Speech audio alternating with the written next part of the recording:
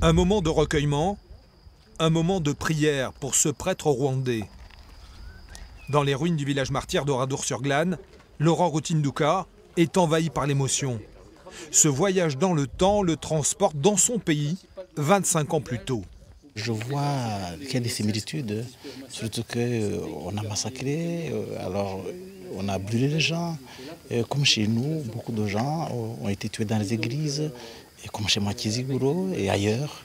Eh bien, il y a beaucoup de similitudes ici avec ce qui s'est passé. Ce parallèle entre le massacre des habitants d'Oradour-sur-Glane en 1944 et le génocide des Tutsis en 1994, Émilienne l'a elle aussi en tête. Il y a mon corps qui bat très vite, j'ai un peu peur. J'ai envie de fuir. J'ai envie de rester aussi pour l'honneur des victimes d'ici. Mais en même temps, je ne sais pas comment me comporter. Voilà, c'est le sentiment que j'ai.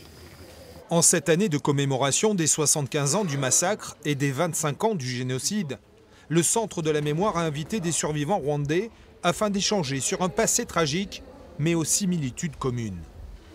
Dans un cas comme dans l'autre, se pose la même question. Pourquoi moi je n'ai pas été tuée? Pourquoi tous ceux qui étaient autour de moi ont été tués?